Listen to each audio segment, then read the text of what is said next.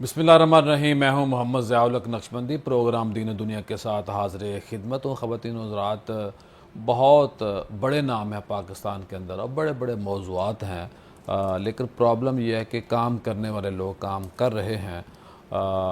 یہاں جو لوگ ڈگڈگی نہیں بجاتے یا کسی سے نہیں بات کرتے، کسی کو نہیں کہتے، تو وہ بیچارے کام میں لگے ہیں اور مست ملنگ بن کے لگے ہوئے ہیں.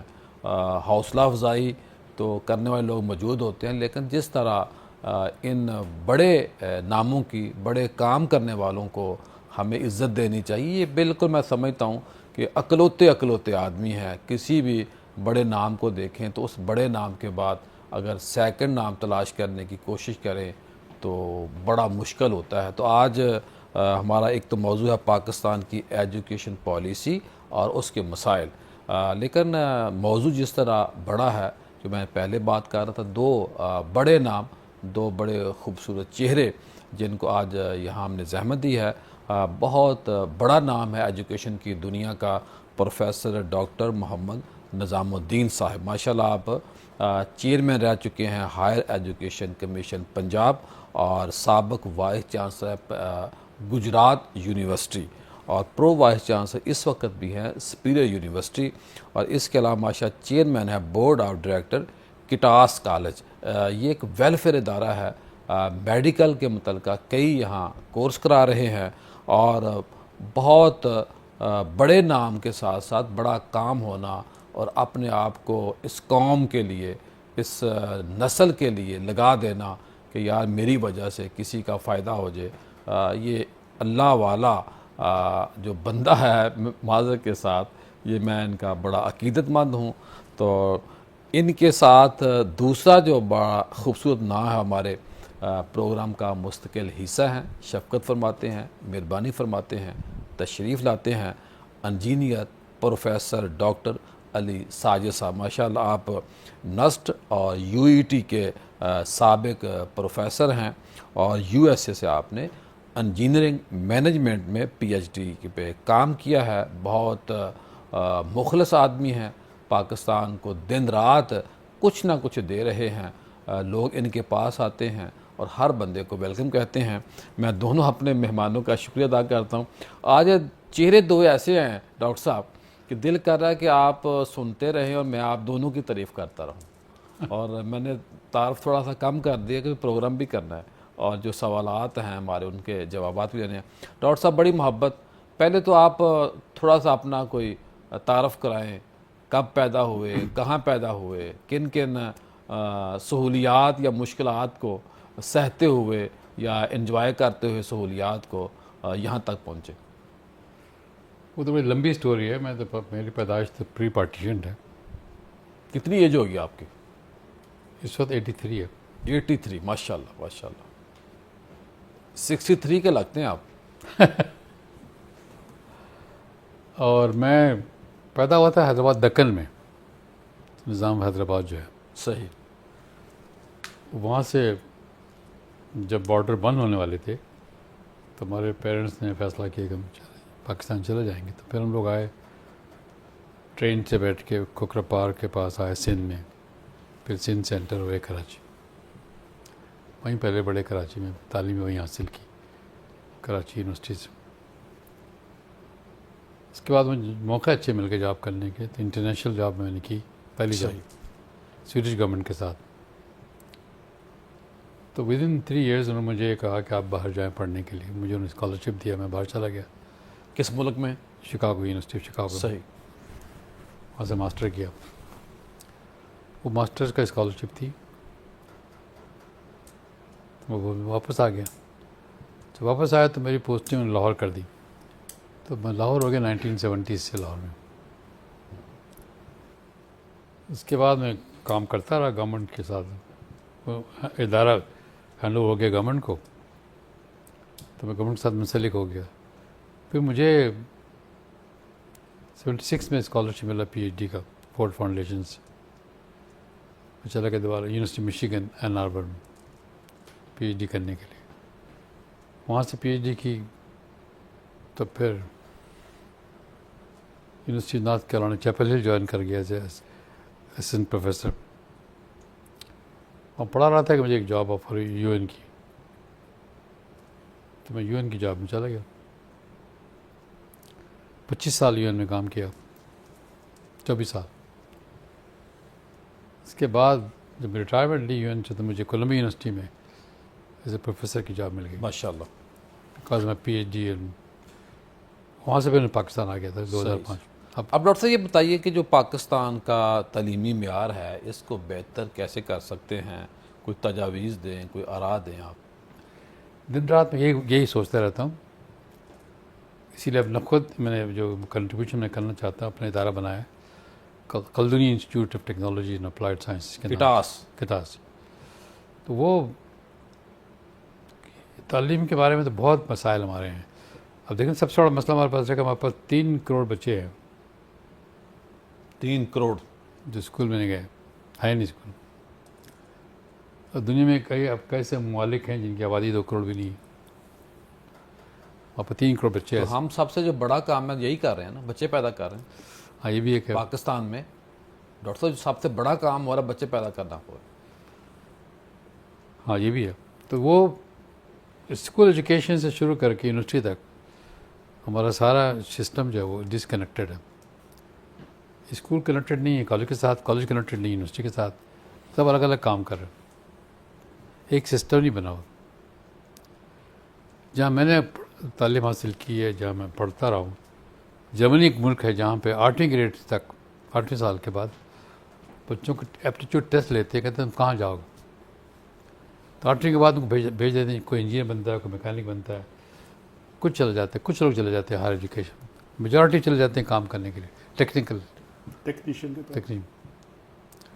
ہماری ڈگری کے پیچھے لوگ پڑے ہوئے ہیں, اور ڈگری کی کوئی زیادہ ویلیو بھی نہیں ہے, ڈگری کو کوالٹی بھی نہیں ہے. صحیح. جی ڈاکٹر صاحب آپ کیا فرمائیں گے؟ 350 کے قریب ہمارے پاس یونیورسٹیاں ہیں, اور جو کام ہو رہا ہے وہ بھی سامنے ہے. سرکاری یونیورسٹیاں اپنا رونا روتی ہیں, اور پرائیویٹ والے جو ہیں وہ بہت آگے جا رہے ہیں, اور فیسوں کا جو ان کا نظام ہے, کیا کہیں گے اس کے اوپر آپ؟ اچھا سر, سرکار کی تو لیمیٹیشنز ہیں فنڈز کی, اس میں کوئی ڈاؤٹ نہیں ہے. پرائیویٹ سیکٹر میں 2 سے 3 یونیورسٹیاں جو انٹرنیشنل لیول پہ جنہوں نے نام بنایا, جی کی, لمس اور آغا خان, اس کے علاوہ باقی یونیورسٹیوں کے متعلق لوگوں کے تحفظات ہیں کہ they are using education as a business. تو اس پہ ڈبیٹ ہو سکتی ہے, میں زیادہ بات نہیں کروں گا. لیکن ایک عجیب و غریب میں بات آپ کو بتانا چاہ رہا ہوں آپ کے توسط سے. 1960s میں ساؤتھ کوریا پاکستان سے نیچے تھا, یہ سب کو پتہ ہے. ان کا ایک ڈکٹیٹر آیا جنرل پارک, وہ ٹی وی پہ ون فائن مارننگ آیا ارلی 60s میں, اس نے کہا کہ میں اپنی جی ڈی پی کا 23 یا 24.5% میں ایجوکیشن کو دوں گا. کیا بات. ہمارا 2-2.5% ہے شاید, اس سے بھی کم ہے ڈاکٹر صاحب. اب کہاں پہ 2% اور کہاں پہ 24 یا 25%. ہاں جی. اس کے بعد اس کے اثرات جب اتنی 1/4 of the G D P education میں جانے لگے, اس کے اثرات 20 سال بعد آئے 83-84 میں, اور ساؤتھ کوریا انڈسٹری میں انٹرنیشنل لیول پہ اٹھ R&D کی وجہ سے اٹھنے لگا.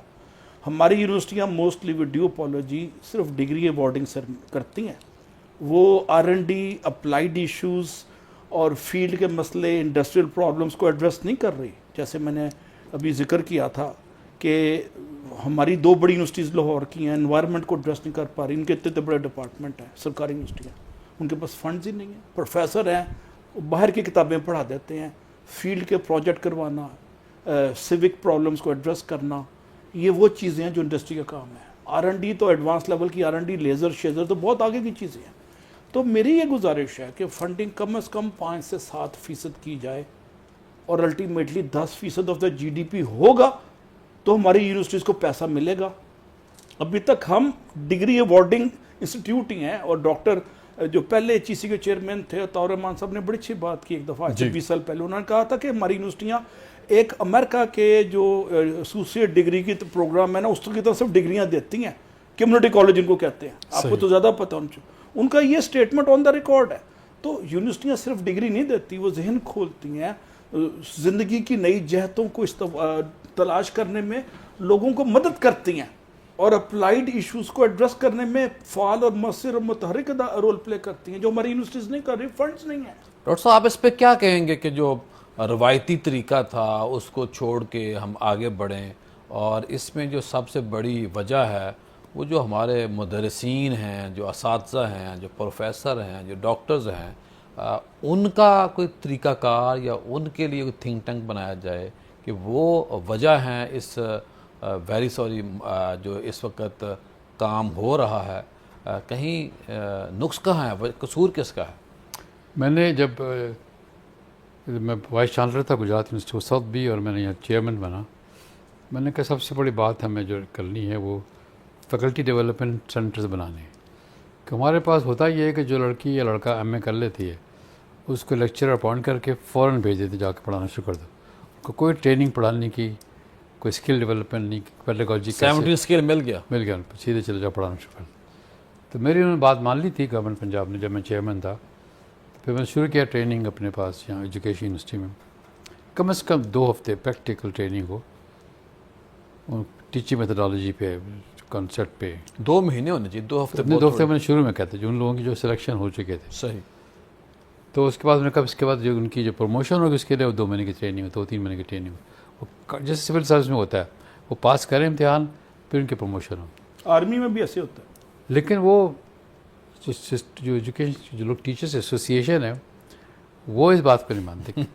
کہتے ہیں حالانکہ وہ کہتے ہیں ہمیں کمپیئر کیا جائے سول سروس کے ساتھ. اور ضمن میں بات کرنے لگا، سب سے زیادہ چھٹیاں ایجوکیشن سیکٹر میں ہوتی ہیں. ہاں، کوئی بھی مسئلہ ہو جائے، جی کل چھٹی ہے، اسکول سے چھٹی ہے یا یونیورسٹیاں بند ہیں.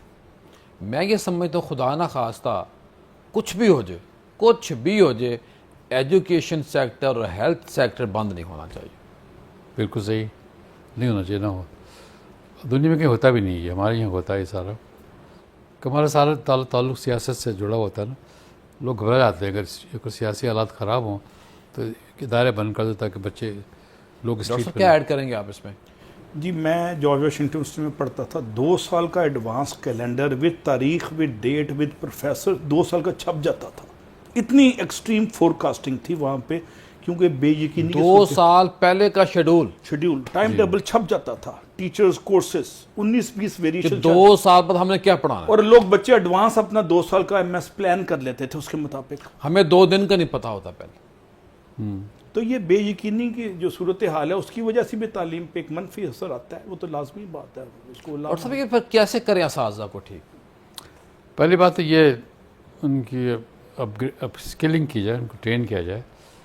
اور ہر بندہ کوالیفائڈ نہیں ہوتا پڑھانے کے لیے، ان کو ٹرین کرنا پڑتا ہے. اب وہ آ گئے ہیں ان کے پاس پروفیشن میں، جہاں اب کو رکا تو سکتے نہیں. وہ جنون، وہ جذبہ، وہ پیدا شوق، لگن، تڑپ کیسے پیدا کی؟ وہ پیدا کرنا پڑے گا. اس کے لیے بہت جیسے ہمارے پاس ڈاکٹر صاحب ہیں، ایسے لوگ جو موٹیویشن اسپیکر ہیں وہ کرتے یہ ہیں. بیچارے ایک ہے، کوئی 100 ہونا چاہیے بندہ اس طرح ایسے یہ ملٹیپلائی کرے نا اپنے آپ کو. انہوں تیار تو بڑے کیے لیکن وہ میں اب کیا کہوں گا آگے. ڈاکٹر صاحب کیا کہیں گے آپ؟ سر ٹیچر اگر جنونی نہیں ہے تو کچھ بھی نہیں ہے. لی اوئیکوکا جنرل الیکٹرک کا چیئرمین، اس نے ٹرن اراؤنڈ کیا تھا جنرل الیکٹرک کو. وہ کہتا ہے only the cream of the nation will be the teaching profession, rest everybody has to settle elsewhere. کہتا ہے باقی چھان بور ہے. اور in the true rational society a teachers on 24 hour duty. وہ فوج کی طرح 24 گھنٹے ڈیوٹی پہ. وہ کہہ نہیں سکتا میری چھٹی ہو گئی ہے. اس کا کام تعلیم کے ساتھ تربیت ہے، موٹیویشن ہے، اسکل ڈیولپمنٹ ہے، انٹرپرسنل سکلز ہیں، ویلیوز ہے، اخلاقی اقدار ہے، جذبہ تجسس، جذبہ تحیر ہے جو اس نے اسٹوڈنٹس کو دینا ہے، جذبہ تحقیق دینا ہے. ان جذبوں کے بغیر بچہ صرف ایک ڈگری کا پرنٹنگ پریس کی طرح لے جاتا ہے، لیکن اس میں یہ چیزیں نہیں آتی.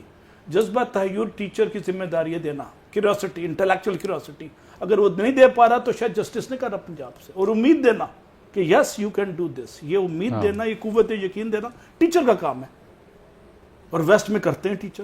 اور سب صحیح بات کر رہے ہیں، بالکل صحیح کہہ رہے ہیں. موٹیویشن جب تک نہیں ہوگی بچوں میں، امریکن وہ پیشن سے آتی ہے. ہاں اگر ٹیچر کمپیشنٹ نہ ہو اور پیشنیٹ نہ ہو پڑھانے کے بارے میں تو وہ صحیح معنی میں لوگوں کے ذہن کا نہیں بدل سکتا. اگر ٹیچر اپنی جگہ کسی اور کو پڑھانے پہ لگا دے تو پھر یہ بھی میں نے سنا ہوا ہے. خواتین حضرات، پروگرام کا سلسلہ جاری ہے. ملتے ہیں مختصر بریک کے بعد.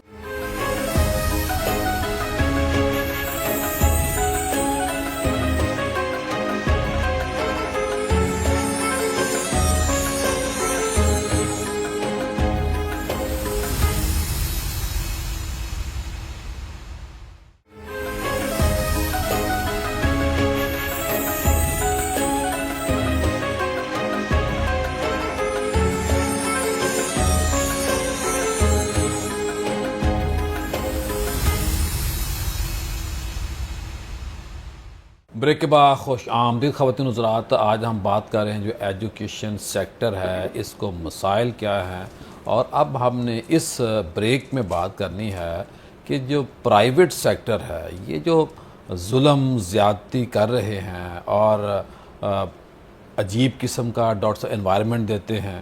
میرے ایک دوست ہیں تو انہوں نے ایک یونیورسٹی کا ایڈ دیکھا. وہ ایڈ بڑا خوبصورت تھا, جس طرح ہر ایڈ خواتین کے بغیر مکمل نہیں ہوتا. اور جب بچہ وہاں چلا گیا, ایڈمیشن ہو گیا, اور ظاہر ہے پرائیویٹ سیکٹر ہے تو نمبر تھوڑے بہت کام چل جاتا ہے. اب بچے نے 2 دن 3 دن 4 دن 10 دن ہو گیا مسلسل جی. 10 دن کے بعد اس کے باپ نے مجھے واقعہ سنایا. کہتا میرا بیٹا آیا, کہتا پاپا میں نے یہاں نہیں پڑھنا. انہوں نے کہا کیوں؟ انہوں نے کہا جو ایڈ میں چہرے دکھائے گئے تھے وہ تو مجھے ابھی تک ملے نہیں 10 دنوں میں. تو ڈاکٹر صاحب کیا کریں گے, کیا اس پہ آپ ارشاد فرمائیں کہ پرائیویٹ سیکٹر کا جو ایک حد سے زیادہ فیسیں لگا دینا. میں پرائیویٹ سیکٹر میں آج کل کام کر رہا ہوں, سپیریئر یونیورسٹی میں. جی مجھے پتہ ہے, آئی نو کہ وہاں کے فیسز زیادہ ہیں کمپیئر ٹو پبلک سیکٹر. ان کا آرگیومنٹ یہ ہوتا ہے کہ ہمیں گورنمنٹ تو گرانٹ نہیں دیتی, ہم تو ہر چیز خود اپنے پیسے سے چلاتے ہیں. بات تو ان کی بھی ٹھیک ہے, تو لہٰذا ہمیں ریکور کرنے پڑتے ہیں جو ہم خرچ کرتے ہیں. لیکن اس کے ساتھ ساتھ کچھ پروفٹ موٹیویشن بھی ہے. جو گورنمنٹ نے پالیسی بنائی تھی کہ آپ 20% اسکالرشپ دے دیں. ایک دو کیس بھی چل رہے ہیں نا کچھ یونیورسٹیز کے, ہاں, انہوں نے یونیورسٹی کا پیسہ جو تھا وہ پراپرٹی میں لگا دی. تو اسٹاک ایکسچینج وہ کچھ یونیورسٹیز ہیں جو ٹرسٹ پر ہوئی ہیں, جو پروفٹ نکال نہیں سکتی. ڈاکٹر صاحب پاس پوری معلومات ہے, ٹرسٹ کے ساتھ. میں آپ کے پاس ساری معلومات ہے. جی جی ٹھیک. کیا یہ ٹرسٹ جینون ہے یا فیبریکیٹڈ یا نہیں, انہیں ڈریس کو فالو کر رہے ہیں, لیکن وہ اس طرح کرتے ہیں کہ اپنے پیسے نکال نہیں سکتے اور کیمپس بنا رہے ہیں. تو کیمپسز پہ کیمپس بنتے جا رہے ہیں کیونکہ ریئل اسٹیٹ میں انویسٹ کر رہے ہیں, کیمپس ریئل اسٹیٹ ہو جاتی ہے. تو لیکن یہ ہے کہ کیونکہ ہمارے پاس پڑھنے والے بچے کا پھر بھی کسی سے زیادہ نہیں, 9% ہے ہمارے, 10% ہائر ایجوکیشن میں جاتے ہیں. انڈیا میں 25% جاتے ہیں, ہم پاس 10% جاتے ہیں. اس کے باوجود ہمارے لوگ امپلائمنٹ نہیں ملتی ان کو. 5.5 لاکھ بچے ہر سال گریجویٹ کرتے ہیں یونیورسٹیز سے. ڈاکٹر صاحب یہ آپ بتائیے کہ جو پرائیویٹ یونیورسٹیاں فیس لے رہی ہیں اور مختلف مدات کے اندر وہ پھر اور بھی کئی طرح کے طریقوں سے پیسے لوگوں سے نکالتے ہیں, کیا جو ان کا حق تھا فیس لے لی, اب اس فیس کی جو اصل ویلیو ہے وہ بچے کو دے رہے ہیں؟ اچھا سر, میں اس میں یہ گزارش کروں گا, اس کا حل 2-3 چیزوں میں ہو سکتا ہے, ورکیبل حل. ایک تو ایک اومبڈس پرسن ہو پرائیویٹ یونیورسٹیوں کے لیے محتسب, جہاں بچے اپنے جینون چیزیں, جینون گریونسز. آئیڈیا اچھا یہ. پہلی بات تو یہ ہے. دوسرا یہ تھرڈ پارٹی آڈٹ. سرکار کے پاس گناگوں ذمہ داریاں کی وجہ سے ممکن نہیں کہ وہ آڈٹ کر سکے. تو فرگوسن اور کوپر اینڈ لیبرن ٹائپ جو انٹرنیشنل لیول کی 5 بڑی کمپنیاں ہیں دنیا میں جن کو UN بھی مانتی ہے, ان سے تھرڈ پارٹی آڈٹ انہی یونیورسٹیوں کے ایکسپنس پہ کرایا جائے, پرفارمنس کا بھی اور فائنانسز کا بھی, تاکہ پتہ چلے کہ اوور بلنگ ہے یا انڈر بلنگ ہے. ہو سکتا ہے وہ یونیورسٹیاں پرائیویٹ یونیورسٹیاں لاس میں ہوں کیونکہ بجلی وغیرہ کے بل اتنے بڑھ گئے ہیں. تو یہ ایک آبجیکٹیو اسیسمنٹ ہوگی کسی بھی یونیورسٹی کی انکلوڈنگ پرائیویٹ سیکٹر. اور ساتھ ساتھ کچھ ایسے سٹیپ لیے جائیں جس میں بچے کی انٹلیکچوئل اسٹیمولیشن اور پرسنالٹی ڈیولپمنٹ اور لیڈرشپ اسکل کو انہانس کیا جائے. میں گورنمنٹ کالج لاہور سے پڑھا ہوں جس میں 3 نوبل پرائز ملے ہیں پچھلے 100-150 سال میں, اور 3 ایکڑ کا کالج ہے. کوئی وجہ ہے تو اس نے جی جی. اور انڈیا میں بھی 3 نوبل آج پرائز بھی وہاں پڑھنا ایک سٹیٹس ہے. اچھا, اس میں وہ ایسا ماحول بنا دیتے ہیں کہ میگنیٹک فورسز ایمٹ ہوتی ہیں دیواروں سے, اور بچہ کی بیٹری چارج ہوتی ہے اور اس کا نارتھ اور ساؤتھ لائن ہو کے وہ میگنیٹک فلکس دیتا ہے, اور آگے ملٹی پلائر ایفیکٹ ہے اس کا. یہ گورنمنٹ کالج کا کلچر کیا کسی اور یونیورسٹی میں کیوں نہیں آیا, اس پہ دیکھنا چاہیے. اور کنگ ایڈورڈ کا کلچر کیوں نہیں آیا, کنیڈ کا کلچر, اور چیزوں پہ یہاں پہ پرسنالٹی بلڈنگ پہ بڑا زور دیتے ہیں, لیڈرشپ پہ بڑا زور دیتے ہیں. اور مجھے خود ٹرانسفارم کیا گورنمنٹ کالج میں. اب پرائیویٹ یونیورسٹیاں انفارچونیٹلی یہ رول پلے نہیں کر رہی. وہ کہتے ہیں کہ ہم نے سب فارمولے پڑھانے ہیں اور تھیٹا بیٹا الفا گیما پڑھا کے فرق کرتے ہیں. Mid term final. Personality development کا جو خوبصورت, اب دیکھیں لمز نے پھر بھی پرسنالٹی ڈیولپمنٹ پہ کچھ کام کیا بچوں کی. اس لمز کے بچے میں گریجویٹ میں ایک کانفیڈنس ہے, کنگ ایڈورڈ کے بچے میں کانفیڈنس ہے, کنیڈ میں کانفیڈنس ہے, جی کے بچے میں کانفیڈنس ہے, یعنی گریجویٹس میں. لیکن پرائیویٹ یونیورسٹیاں اس کے علاوہ جتنی بھی ہیں وہ صرف ڈگریاں دے رہی ہیں, وہ لیڈرز ڈیولپ نہیں کر رہی, جس کی وجہ سے وہ اقبال کا شعر ہے نا کہ قافلہ ہے جاز میں ایک حسین بھی نہیں, گرچہ تابدار ہے گیسو دجلہ و فرات. وہ حسین پیدا نہیں ہو رہا, چینج ایجنٹ پیدا نہیں کر رہے. حسین سمبولیکلی چینج ایجنٹ ہے جو آوازہ نکارہ حق بھی بلند کر رہا ہے اور ایگزسٹنگ سٹیٹس کو ڈنٹ بھی ڈال رہا ہے. ٹھیک بات. تو وہ ہمیں لیڈرشپ نہیں مل رہی جو پہلے گورنمنٹ کالج سے ملتی تھی. اب لمس ٹو سم ایکسٹینٹ دے رہا ہے, لیکن ایون کنگ ایڈورڈ دینے لگ گیا لیڈرشپ. ڈاکٹر صاحب یہ جو ہائر ایجوکیشن کمیشن ہے, آپ اس کی کارکردگی سے مطمئن ہیں؟ مطمئن تو کوئی بھی, وہ خود بھی نہیں ہے جو اس کو چلانے والے, کیونکہ مشکلات بڑا اچھا آپ نے جواب دیا, بڑے آرام سے. وہ خود بھی مطمئن نہیں, کیونکہ مشکلات اتنی ہیں نا ان کو وہاں پہ بھی ہیں. جب بنا تھا یہ 2002 میں تو انڈیپینڈنٹ کمیشن کا وہ تھا, اٹانومس تھا, مشرف دور کے اندر خود مختار تھا.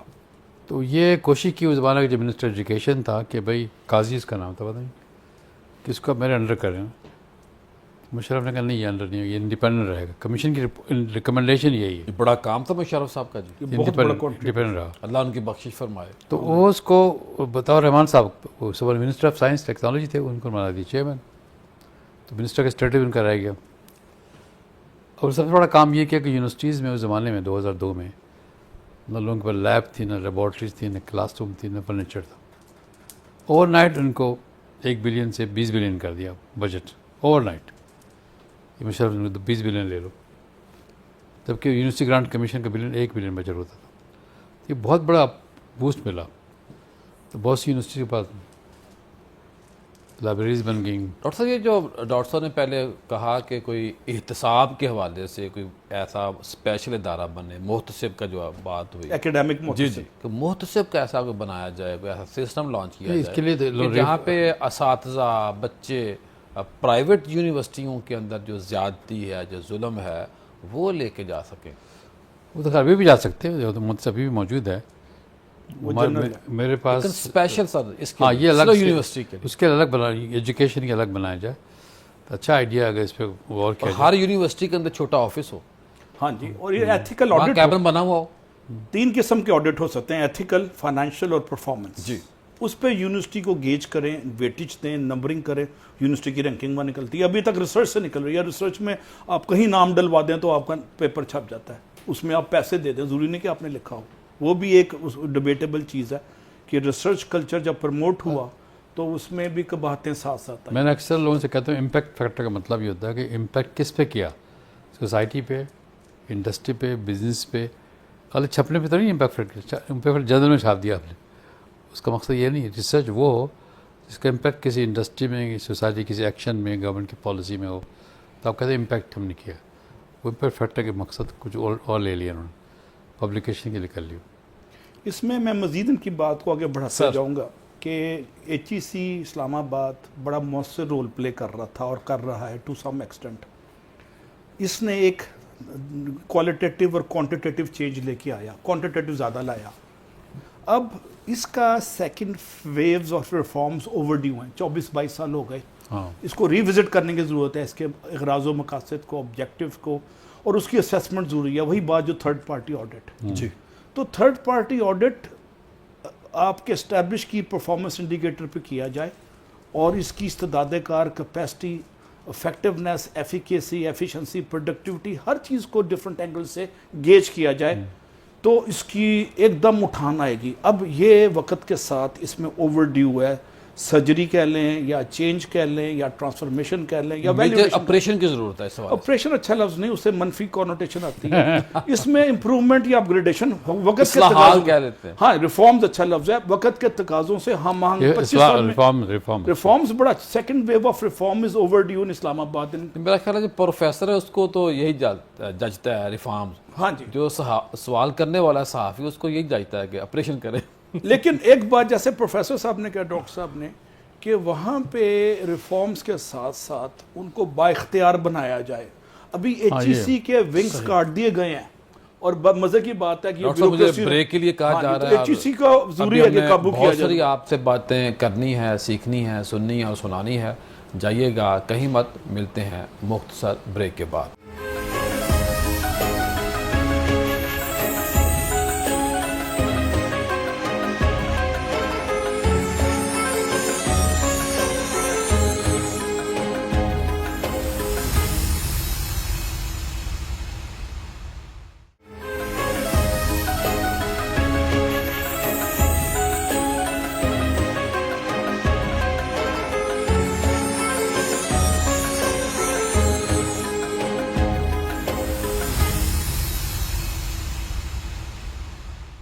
بریک کے بعد خوش آمدید خواتین حضرات. آج ہم بات کر رہے ہیں جو تعلیمی مسائل ہیں اس کے اوپر ہم نے فوکس کیا ہوا ہے, اور بہت دو بڑے نام موجود ہیں ماشاءاللہ. بڑا اچھا ان کا نام ہے, بڑا اچھا ان کا کام ہے. ڈاکٹر نظام الدین صاحب, میں آپ سے بھی اور ڈاکٹر صاحب سے بھی پوچھنا چاہتا ہوں کہ جو ریٹنگ بنتی ہے یونیورسٹی, اس کا کیا طریقہ کار ہوتا ہے؟ کوئی مشکل کام تو نہیں نا؟ بلڈنگ ہے, سٹاف ہے, پیسہ ہے, اور صرف آپ نے دوڑ لگانی ہے, اور میرا خیال ہے کہ SOPs ہیں ان کو فالو کرنا ہے. اور ہم کہاں کھڑے ہیں, دنیا کہاں پہنچ گئی ہے؟ نہیں, رینکنگ کے کئی سسٹم بنے ہوئے ہیں. پہلے ہماری ہوتی تھی رینکنگ, HEC خود کرتا تھا, نیشنل رینکنگ کرتا تھا. تو اس پر اعتراض کیا لوگوں نے پہ انٹرنیشنل ہونا چاہیے, انڈیپینڈنٹ ہونا چاہیے.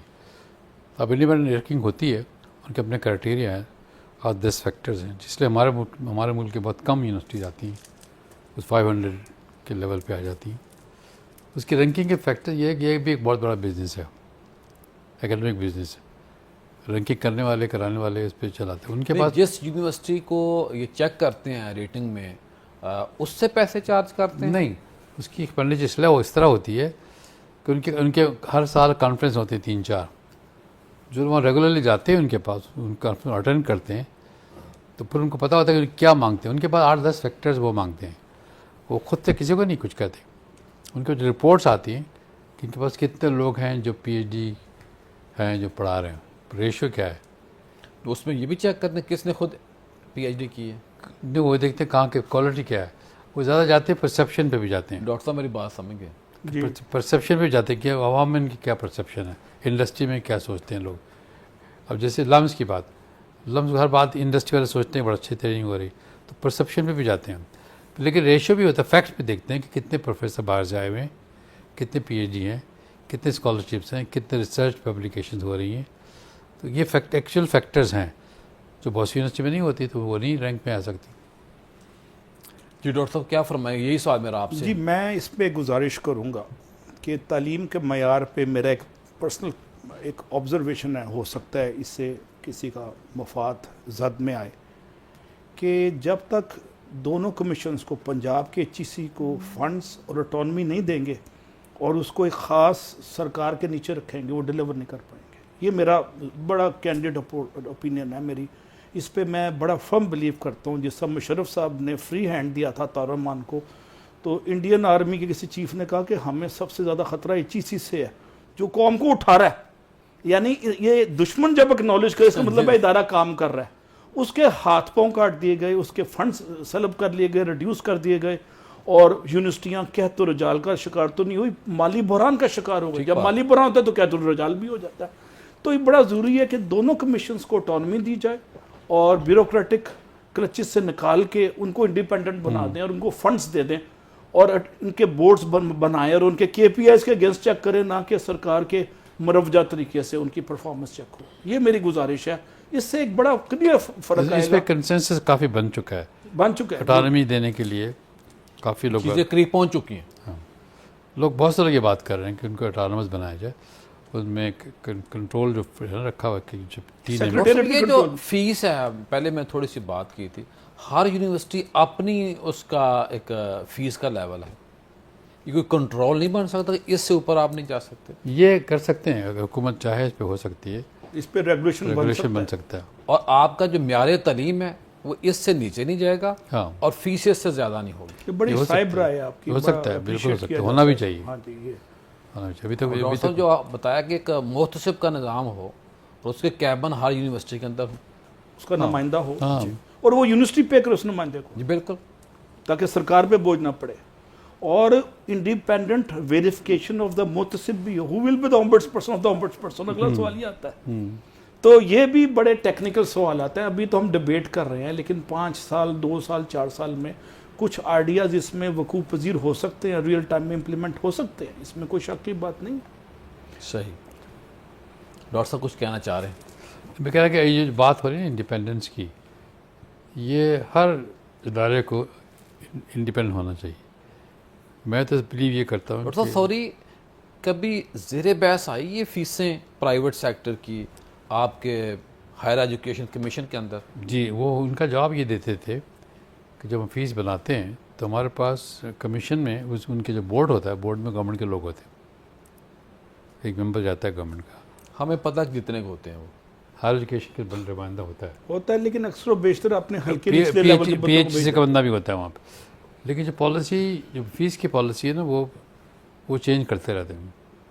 اور میں سمجھتا ہوں کہ اس پہ ریگولیشن ہونا چاہیے, جہاں تک ہو سکتا ہونا چاہیے, کیونکہ یہ دیکھنا چاہیے کہ بچے کی افورڈیبلٹی کتنی ہے اور پیرنٹس کہاں سے پیسے لے کر آئیں گے.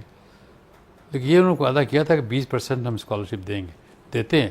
پہلے سال دے دیتے اسکالرشپ, اس بچوں کے گریڈ لانا پڑتا ہے, بہت سے بچے گریڈ نہیں لاتے, دوسرے سال بند ہو جاتا ہے وہ اسکالرشپ. یعنی کہ ہماری تو آفر تو تھی لیکن ان کا گریڈ نہیں. گریڈ تھی.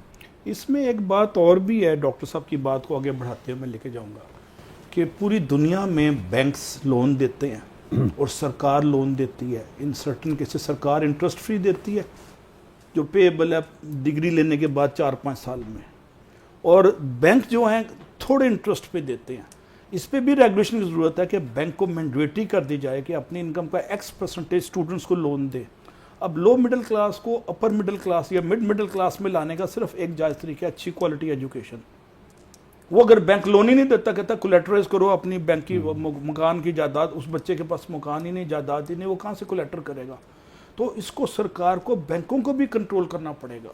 خالی یہ نہیں ہے کہ صرف وہ ابھی لون, اسٹوڈنٹ لون موجود ہیں, نیشنل بینک دیتا ہے, بڑا نامنل تک انٹرسٹ لے کے دیتا ہے, لیکن دیتے ہیں, لیکن وہ لینے والے نہیں نا. لوگ کہتے ہیں ہم, وہ ہمارا کلچر نہیں ہے لون لے کے تعلیم لینے کا, کلچر نہیں. ہاں کہ ان کو فری میں مل جائے, اسی لیے بہت سے اسکالرشپ فنڈ بنے ہوئے ہیں, گورنمنٹ کے بھی بنے ہوئے اسکالرشپ ہیں, جیسا بہت بڑا ہونر اسکالرشپ بہت بڑا ہے, بلینس میں جا رہے ہیں. اس سے پہلے پیف کو ہوتا تھا. اسکالرشپ ہمارے پاس ہیں. جو سنڈیکیٹ کے اندر سیاستدان آ جاتے ہیں یا سیاستدانوں کے ذریعے ایسے لوگ آ جاتے ہیں, وہ فائدہ دیتے ہیں, وہ بڑا یا نقصان ہوتا ہے؟ وہ بہت انفارچونیٹ ڈیولپمنٹ ہے, اور یہ انہوں نے ابھی دوبارہ سارے یونیورسٹی میں کر دیا. پہلے کچھ پہلے کچھ یونیورسٹیز میں تھا, ہر جگہ کر دیا. پنجاب یونیورسٹی میں پہلے نہیں تھا. یہ جو نیا لیجسلیچر پہلے ہر یونیورسٹی میں 3 MP ہوں گے. سر اس کا نقصان یا فائدہ کیا ہے, کچھ بتائیں. نقصان بہت ہے, اس کا انٹرفیئرنس بہت ہوتی ہے, پولیٹیکل انٹرفیئرنس, اپارٹمنٹ میں بھی, ایجوکیشن میں بھی, ایڈمیشن میں, ہر جگہ انٹرفیئرنس ہوتی ہے. تو ہمارا کلچر اس طرح ہے کہ جہاں اگر آپ کے پاس انفلوئنس ہے لوگ پہنچ جاتے ہیں, بھائی ہمارے بچے کو ایڈمیشن کرا دو, ہمارے بچے کی فیس معاف کرا دو. اور سیاستدان نے تو سیاست کرنی ہوتی. تو یہ ان کو نہیں آنا چاہیے, اس میں میرے خیال میں ان کو نہیں ہونا چاہیے. تو پرائیویٹ سیکٹر ہے, ان کا جو ایک سسٹم ہوتا ہے وہ کیا ہوتا ہے جی؟ اس میں بھی اس میں MP نہیں ہوتے, اس میں ایجوکیشنسٹ ہوتے ہیں یا گورنمنٹ کے ریپرزنٹیٹیو ہوتے ہیں. وہاں انہوں نے چھوڑا ہوا ہے, پبلک سیکٹر میں لگا دیے 3 بندے, وہاں نہیں کرتے. تو وہاں, لیکن ان کے پاس کنٹرول زیادہ پبلک سیکٹر جو اونرز ہیں یا ٹرسٹ کے جو لوگ ہیں, جیسے وہ لوگ چلاتے ہیں اس کو.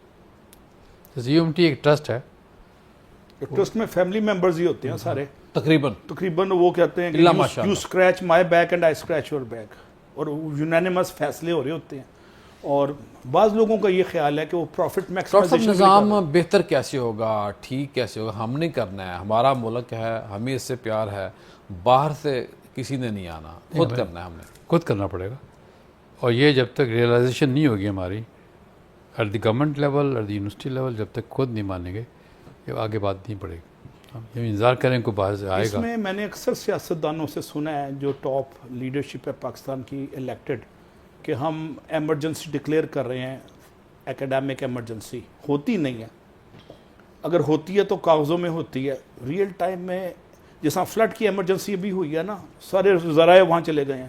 تو جب تک ہم ساؤتھ کوریا کے ماڈل کو نہیں پکڑتے، اب آپ دیکھیں نا سنگاپور اسلام آباد سے چھوٹا ہے، شیخو پورہ سے کم آبادی ہے، 300 بلین ایکسپورٹ ہے، فرسٹ ورلڈ پلس ہے، صرف انہوں نے نالج پہ انویسٹ کیا 30 سال.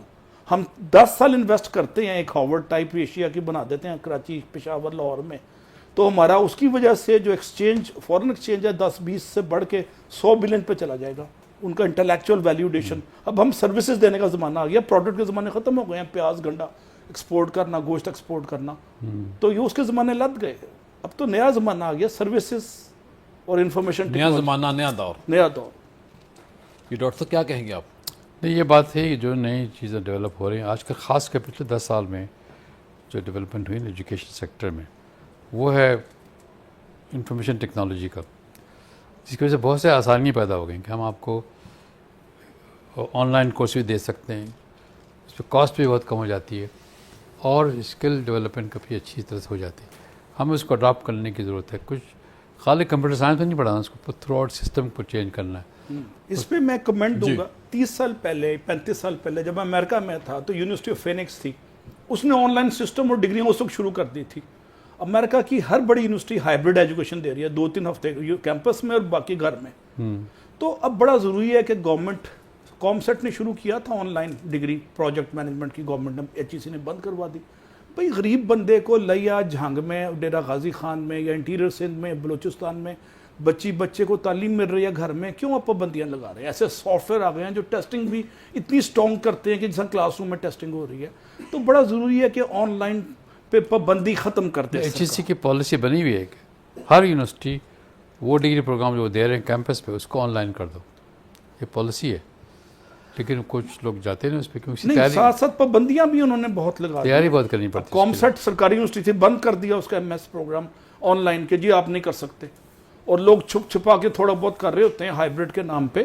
تو تعلیم کو سستا اور عام کرنے کا ایک سب سے مجرب نسخہ، منفرد نسخہ میرے نزدیک آن لائن کو سپریڈ کرنا اور کمپیوٹر بیسڈ، ہاں جی، کمپیوٹر بیسڈ لرننگ، کہ آپ بنائے سافٹ ویئر ڈال دیں پروگرام میں، فری ویئر کی طرح بچہ برائے نام قیمت پہ کرے اور سافٹ ویئر کا اس کو پاسورڈ مل جائے. اور آخر میں کیا فرمائیں گے آپ؟ میں یہ کہوں کہ ہمیں جو نئی ڈیولپمنٹس ہو رہی ہیں اس کو سامنے رکھتے ہوئے ہمیں ایک ریفارم کمیشن بنانا چاہیے. میسو ریفارم کمیشن بننا چاہیے. ڈاکٹر صاحب بہت شکریہ. اس کا کنیکشن ہونا چاہیے اسکول سے، کالج سے ہی ہونا چاہیے، کنیکٹڈ ہونا چاہیے، ڈسکنیکٹڈ ہے سیکنڈری انٹرمیڈیٹ سے لے کے. بہت شکریہ جی. آج کے پروگرام کا جو خلاصہ سامنے آیا وہ یہ ہے کہ اسکول، کالج، یونیورسٹی اور ہر طرح کی یونیورسٹی کو آپس میں منسلک ہونا چاہیے کہ کتنے بچے کس فیلڈ میں لے کے جانا ہے اور کہاں کہاں ان کو کھپانا ہے، کس کورس کی ضرورت ہے، کن کورسز کو بند کرنے کی ضرورت ہے، اور نئے کورسز کون سے ہو سکتے ہیں. جو پرائیویٹ سیکٹر ہے یونیورسٹیز کا، یہ خدمت تو واقعتاً کا لوگوں کو انہوں نے ڈگری تو دی ہے، بچوں کو ان کا معیار زندگی جو ہے وہ بلند کر دیا ہے پرائیویٹ سرکاری کے مقابلے میں. لیکن ظلم ہے، زیادتی ہے کہ ایسی یونیورسٹیز موجود ہیں جو وہ دے نہیں رہی، جو فیس زیادہ لے رہی ہیں. تو میری یہ خواہش ہے، درخواست ہے کہ ہمیں جیسے بات ہوئی یہاں پہ کہ محتسب کا ادارہ بننا چاہیے یونیورسٹی کے اندر، اور پھر ایک ایسا نظام بننا چاہیے کہ جس میں یہ بات طے ہو جائے کہ پرائیویٹ سیکٹر کی یونیورسٹی اس سے نیچے جو معیار تعلیم ہے وہ نہیں دیں گی، اور اس سے زیادہ اپنی فیس جو ہے وہ نہیں لے سکیں گی. کل آپ سے دوبارہ ملاقات ہوگی. السلام علیکم.